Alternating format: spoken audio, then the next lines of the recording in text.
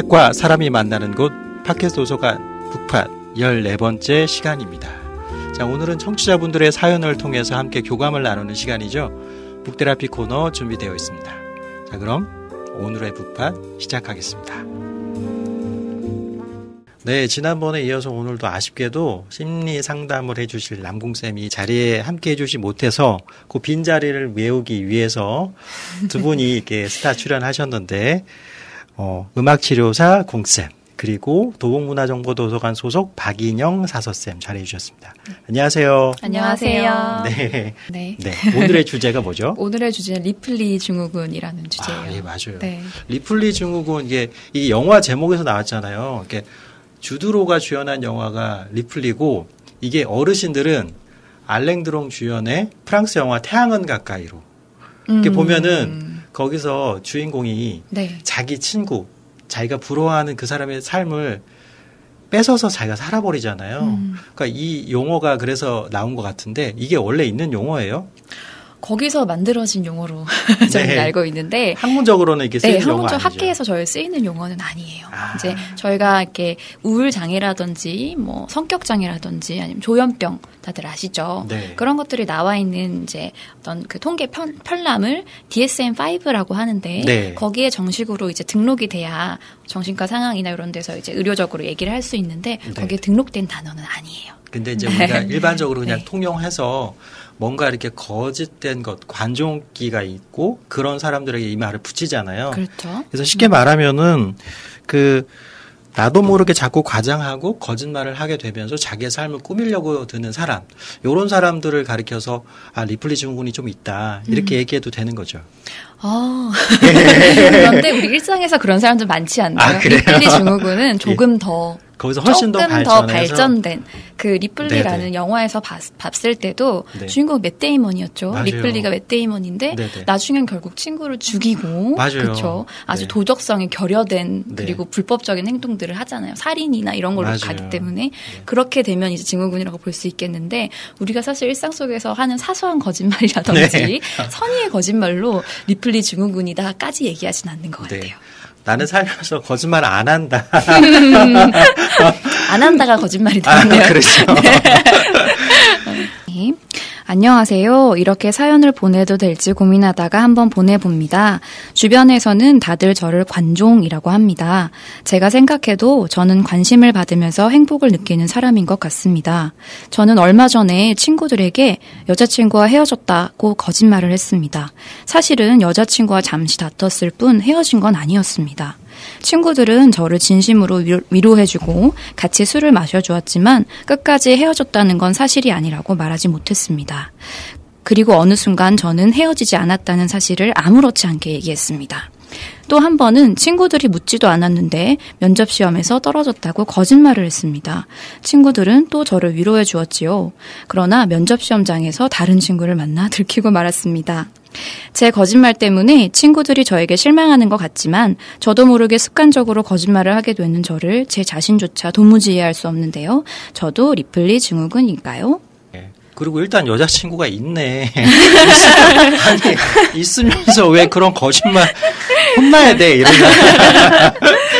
근데 제가 이제 요 얘기를 들으면서 느낀 점은 뭐냐면, 우리가 흔히 관종이라는 용어를 쓰잖아요. 물론 네. 좋은 얘기는 아니지만, 관종인 사람들이 자기애가 분명히 강하면서도 동시에 열등감도 강한 것 같아요. 네. 여기 있는 사람, 여기서 보여지는 이 사연자의 상황이 비슷한 네. 것 같아요. 네.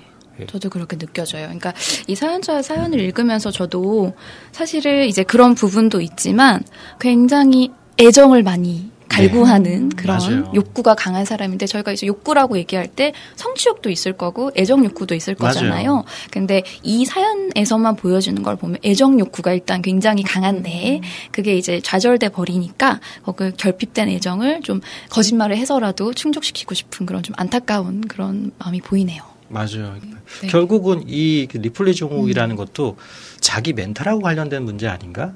이런 네. 생각 드는데. 그거랑도 생각이 들 수 있겠는 게 예. 누구나 결핍이 있고 누구나 부족한 부분도 있고 나에 대해서 부정적으로 생각하는 부분이 있잖아요. 네. 그런데 그걸 뛰어넘느냐. 내가 현실에서 내가 스스로 노력해서 내가 개인의 삶에서 이렇게 만족시킬 수 있느냐. 그게 개인한테 해결이 사실 안 되니까 그렇죠. 타인의 어떤 인정을 받고 싶고 타인의 수용을 받고 싶어서 무리한 행동들을 하지 않나. 이렇게 생각이 들어요. 맞아요. 근데 이제 우리가 이런 감정이 어느 정도는 대부분 다 있어요. 있죠. 예, 그래서 하다 보면은 어디까지가 요 정도는 뭐 감정의 선을 약간 넘은 거지. 아니야, 이 정도를 넘어가면은 이건 진짜 질환이라고 봐도 돼. 이렇게 경계 같은 게 궁금하거든요. 왜냐하면 우리가 자각 증세를 찾기를 하다가 깜짝 놀랄 때가 있잖아요. 네. 내가 관종인가? 이 정도는 뭐 괜찮지. 요런 거 정도의 경계가 있을 것 같아요. 네네. 어느 정도면은 내가 병원을 한번 가봐야 될까요? 그런데 내가 병원을 가봐야 되나라고 인지하는 거는 병원을 안 가도 되는 것 같아요. 그래요? 그렇게 네네. 생각하면 쉬울 것 같아요. 뭔가 문제의식이 네. 약간 있다는 거죠. 네, 그렇죠. 저도 요즘 코로나 때문에 자발적 격리에 들어간 사람이 많잖아요. 어느 정신과 의사가 이런 얘기를 해주셨어요. 벽을 보고서 혼잣말 하는 거는 괜찮대요. 그럼 벽이 대답을 하면 병원에 가야 그렇죠. 된대요. 그렇죠. 벽이 말을 하면.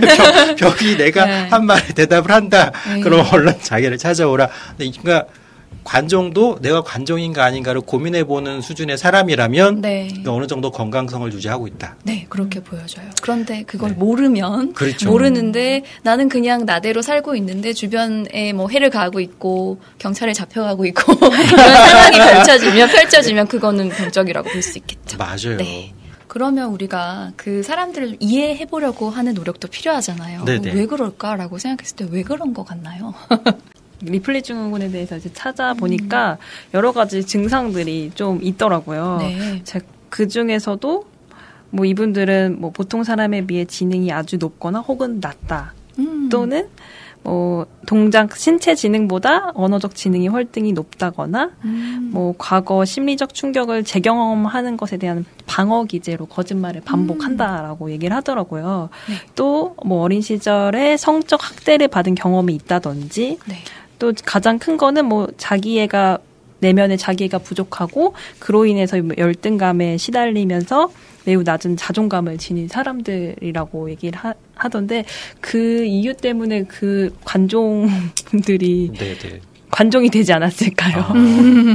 그러니까 우리가 단순히 그냥 유명세, 인기를 쫓아서 저렇게 됐다고 비난할 수도 있지만 어떻게 보면 마음의 상처가 그런 식으로 표출됐다고 생각할 수도 네. 있는 거네요. 그렇죠. 어떤 과거에 내가 성장해왔던 그 경험들이 네. 나에 대해서 부정적인 자기상을 형성하게끔 살아왔던 거죠. 그래서 이제 부정적으로 나를 이제 인지하기 시작했는데 내가 그걸 수용하지 못하는 거예요.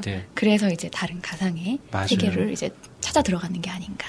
요즘 시대에 요즘 자기 PR 시대잖아요. 이거를 잘만 활용을 하면 이것도 좋은 방향으로 이끌어낼 수도 있지 않을까? 그 에너지를. 네. 예술가 중에서 우리가 제일 관종이라고 하면 살바도르 달리라고 초현실주의 화가. 이 사람은 진짜 관종이었고 이 사람 진짜 삶을 되게 재밌게 살았어요.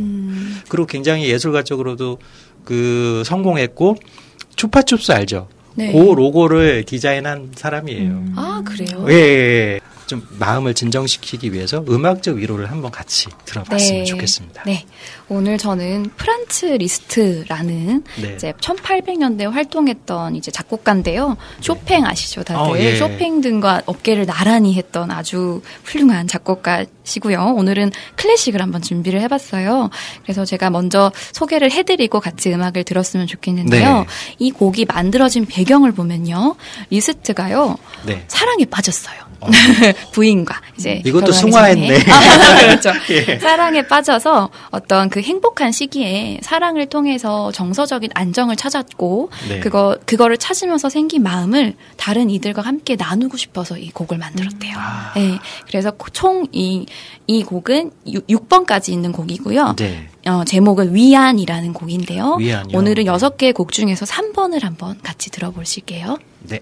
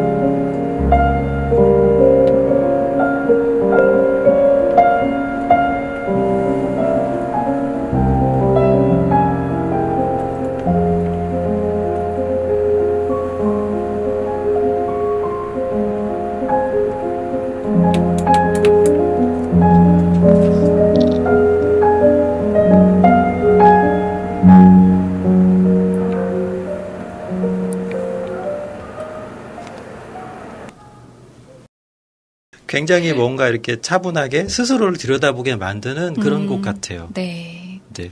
결국은 이것도 욕망인 거잖아요. 네. 욕구인 거잖아요. 그러니까 그것을 자발적으로 조금, 물론 자발적으로 제어가 안 될 때는 또 상담가의 도움과 약물 치료도 병행하고 해야 되겠지만 스스로도 이런 것들을 조금 가라앉히려는 노력이 있어서 음악이 좋은 도구가 될 것 같아요. 이제 음악의 힘에 이어서 이제 박쌤이 오늘 준비 많이 해 오신 것 같은데 이런 그 청취자의 사연에 계신 분들에게 이렇게 위로의 말 혹은 책과 문장을 전해준다면요. 네. 제가 준비해온 책은 어떻게 나로 살 것인가 있는 그대로의 나를 인정하는 기술이라는 책인데요. 네. 저자는 로렌 핸델젠더라는 분이고 책의 최고의 라이프 코치라는 타이틀을 가지고 계신 분이에요.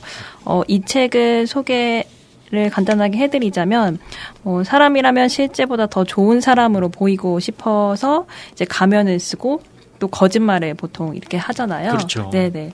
그래서 이 책을 통해서 진정한 나로 살지 못하는 전 세계 수많은 독자들에게 원하는 삶을 위한 해결 방법을 좀 구체적으로 제시해주고 있는 책이라서 제가 일단 소개를 해보았고, 제가 이 책을 읽으면서 거짓말을 주로 일삼는 분들에게 전하고 싶은 구절이 있어가지고 제가 발췌해왔습니다. 네네, 한번 읽어주세요.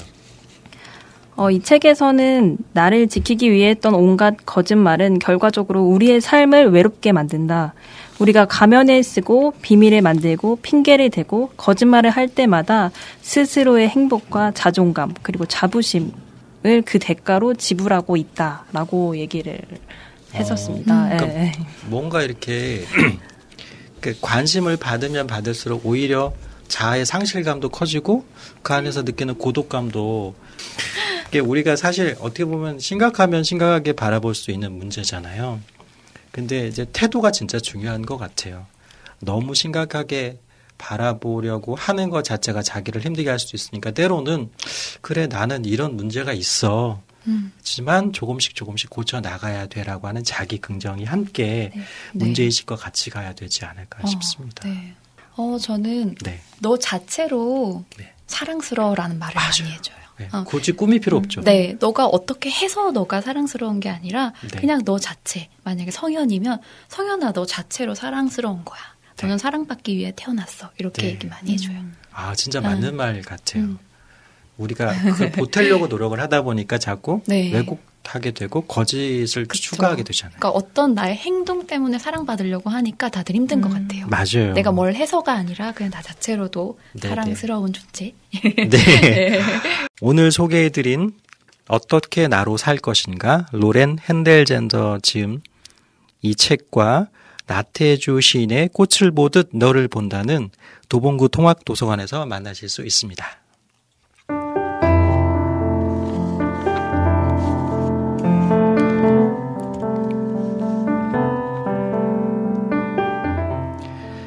삶을 부정하고 싶을 만큼 힘들고 괴로울 때가 있습니다. 하지만 거짓말은 결국은 부메랑이 되어서 자기에게 돌아오기 마련이죠. 그 문제가 결코 해결되는 것은 아니니까요. 가장 가까이에서 그 거짓말을 듣고 있는 사람은 바로 자신이라는 이 사실 잊지 마시고 자기 자신을 먼저 사랑해보는 노력으로 한 걸음씩 나아가보는 건 어떨까요? 때로는 괴로운 현실을 마주할 용기도 필요하다는 진리 잊지 마시고 여러분 오늘 하루도 행복하세요.